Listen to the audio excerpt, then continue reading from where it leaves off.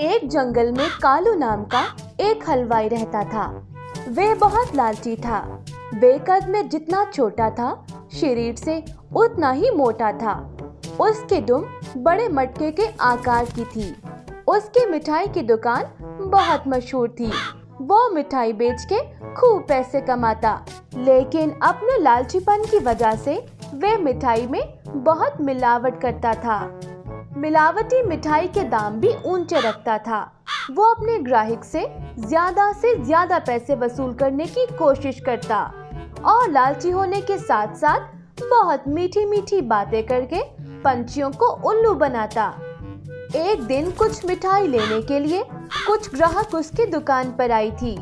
उसने अपनी दुम पे हाथ फेरते हुए कहा, अरे टोनी बहन, आओ आओ, सारी की सारी ताज़ा मिठाई है। लड्डू, बर्फी, जलेबी पेड़ा, गुलाब जामुन, सब ताजे ताजे हैं। क्या लोगी, कितना तोलूं? टोनी ने कहा, कालू भैया, बड़ी महंगी मिठाई है तुम्हारी। कालू ने मुस्कुराते हुए कहा, टोनी बहन, ऊंचा दाम अच्छा नाम। ऐसी मिठाई पूरे जंगल में नहीं पाओगी। पेड़े और जलेबी बिल्कुल शुद्ध शीरे से बनवाता हूँ। कालू भैया, ये पेड़ा तो आज का बना लग नहीं रहा। कालू हलवाई ने चिढ़ के कहा, अरे टोनी बहन, ये पेड़े तो मैं अभी अभी ताज़ा बने हुए कारखाने से लेकर आया हूँ। खुशबू से अंदाजा लगा लो मेरी बहन। इसी प्रकार से वो अपनी मिठाइयाँ बेचा करता था और बहुत से पैसे कमा रहा था। फिर भी उसके मन में लालच आता जा रहा था। उसने एक दिन कोयल के व्यारी से संपर्क किया, जो मिलावटी कपड़े का व्यार करता था। हलवाई ने उससे मिलावटी खोया खरीदना शुरू किया, जो उसे कम दाम में मिल जाता था और वो उससे मिठाई बना के बहुत से पैसे कमाता था।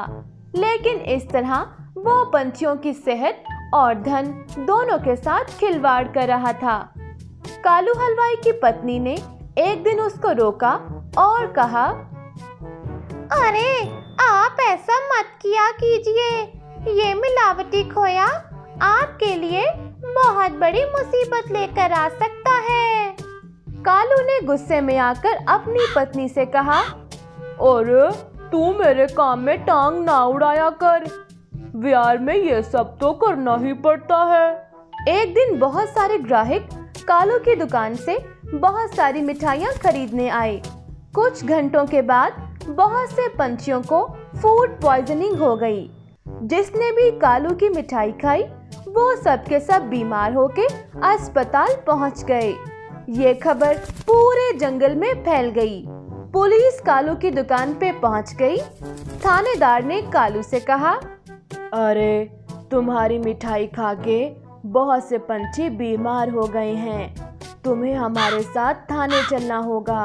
अरे मेरी मिठाइयों में तो कोई दोष नहीं। गर्मी बहुत पड़ रही है, जंगल का मौसम भी खराब है।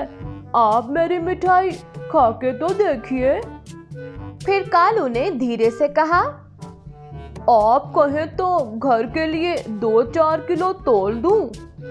थानेदार ने अपने सिपाहियों से कहा, इन मिठाइयों के सैंपल ले लो, इनको लेबोरेटरी में भेजना होगा और कालू को थाने ले चलो। कालू गिड़गिड़ाता रहा, लेकिन किसी ने उसकी बात नहीं सुनी। उसके लालच ने उसे सलाखों के पीछे भेज दिया। जैसी करनी वैसी भरनी, लालच बुरी बला है।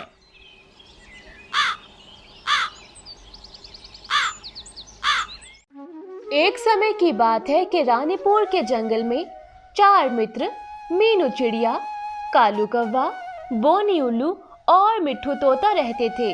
वे सब बहुत चिंतित थे, क्योंकि किसी ने तोते महाराज की जान लेने की कोशिश की थी। अरे मुझे तो समझ में नहीं आ रहा कि आखिर तोते महाराज के साथ ऐसा कौन कर सकता है। तोते महाराज ने कभी किसी के साथ अन्याय नहीं किया। उनकी जान लेने की कोशिश आखिर कौन कर सकता है? मैं इस बात को लेके बहुत चिंतित हूँ हमें इसका पता लगाना होगा। हाँ तोते भैया, लेकिन हम किस तरह पता लगा सकते हैं कि तोते महाराज पे हमला करने वाला कौन था? तोते महाराज अपने महल में आराम कर रहे थे। उनकी हालत बहुत खराब थी। रात गए किसी ने उन पे हमला कर दिया था और उनको बहुत जख्मी कर दिया था, जिससे वो मरते मरते बचे थे। तोते महाराज अपनी पंछी प्रजा से बहुत न्याय करते थे और उनसे बहुत मोहब्बत भी करते थे।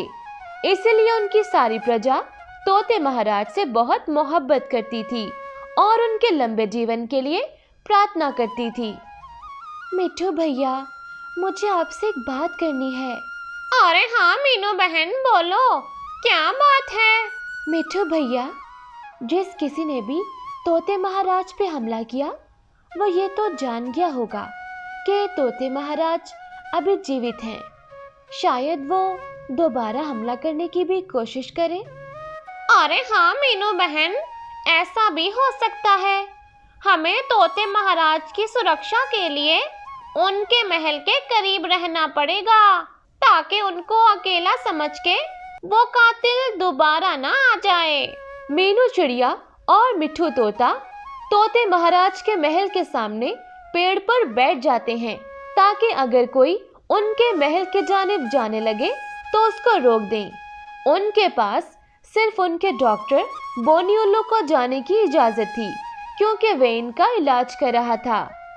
कुछ समय के बाद कालू कौवा मिठू तोते और मीनू चिड़िया के पास रोता हुआ आता है और उनसे तोते महाराज पे होने वाले हमले के बारे में पूछता है। अरे अरे दोस्तों, ये क्या हो गया मेरे तोते महाराज? अरे ये जुल्म किसने कर दिया? मुझे तो यकीन नहीं आता, इतने अच्छे महाराज के साथ कोई ऐसा कैसे कर सकता है? अरे हाँ कालू भैया, हम सबको भी तोते महाराज पे हमला होने का बहुत दुख है। मेरी प्रार्थना है वो जल्दी से ठीक हो जाएं। अरे कालू कौवे, तुम कल रात से कहाँ थे? तुम कहीं नजर नहीं आ रहे थे। सब पंछी यहाँ पे जमा थे, लेकिन तुम नहीं थे।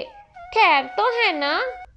वो मैं तो इधर ही था, तुम्हें दिखाई नहीं दिया होगा, मैं तो यहीं पे था। अरे कालू भैया, ये तुम्हारे पंख कैसे टूट गए? खैर तो है ना? क्या मेरे पंख? कौन से पंख? मेरे तो कोई पंख नहीं टूटे। तुम भी कुछ भी बोलती हो। अच्छा, मैं जा रहा हूँ। कालू कौवा मीनू चिड़िया के सवाल से घबरा जाता है और फौरन वहाँ से चला जाता है। उसके अचानक जाने से मिठू तोते को अजीब सा लगता है और वे मीनू चिड़िया से कहता है। अरे मीनू बहन, कालू कौवे का रवैया अजीब सा था। तुम्हें ऐसा नहीं लगता वो कुछ छुपा रहा हो? अरे हाँ मिठू भैया, मुझे भी कालू भैया की बातें अजीब सी लग रही थी, जैसे वो कुछ झूठ कह रहा हो। और आपने उसके टूटे हुए पंख तो देखे थे ना? वो कैसे टूट गए? इस तरह तो बस लड़ाई में होता है कि किसी पंछी का पंख टूट जाए। मिठू तोता भी मीनू चिड़िया की बात पे गौर करता है और उसे कालू कौवे पे शक हो जाता है, लेकिन वो सोच में पड़ जाता है कि इस बात का पता कैसे करे कि तोते महाराज पे हमला करने वाला कालू कौवा था या कोई और। वह सोचने के बाद उसके जहन में एक सुझाव आता है और वे मीनू चिड़िया से कहता है। अरे मीनू बहन, मेरे पास एक सुझाव है। क्यों ना हम सब पंछियों को एक जगह पे जमा करें और खुद यहाँ पे छुप के तोते महाराज के महल के पास बैठ जाएं। हो सकता है इनको अकेला समझ के इन पे हमला करने वाला दोबारा आए और हम उसको पकड़ लेंगे। अरे वाह मिठू भैया, ये तो बहुत बढ़िया सुझाव है, हम ऐसे ही करेंगे। इसके बाद मीनू चिड़िया और मिठू तोता तमाम पंछियों को नदी के पास जमा करते हैं, ताकि वे सब मिलके तोते महाराज की सेहत के लिए प्रार्थना कर सकें। लेकिन वो दोनों खुद तोते महाराज के महल के पास छुप जाते हैं ताकि ये देख सकें उन पे हमला करने वाला दोबारा आता है या नहीं।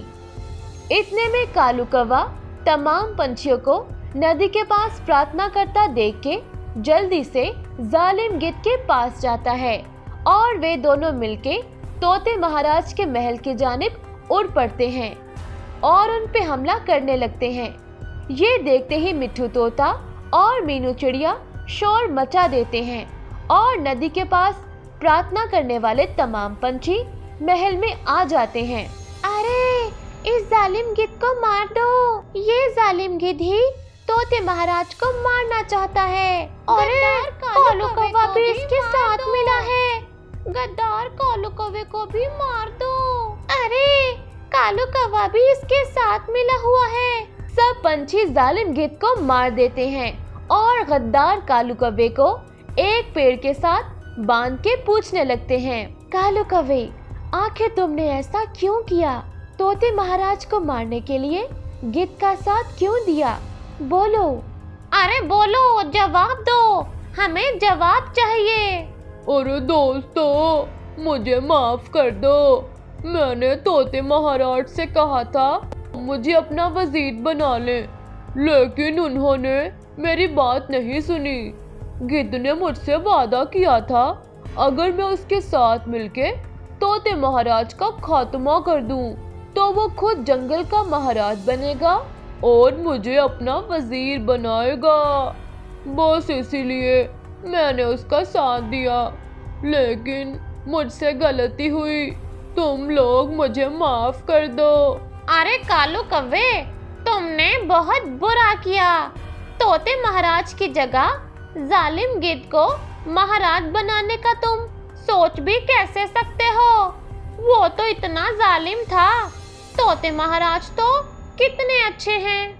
हाँ कालू कौवे, लेकिन हमें गद्दार को अपने बीच कभी नहीं रख सकते। तुम्हें गद्दारी की सजा जरूर मिलेगी।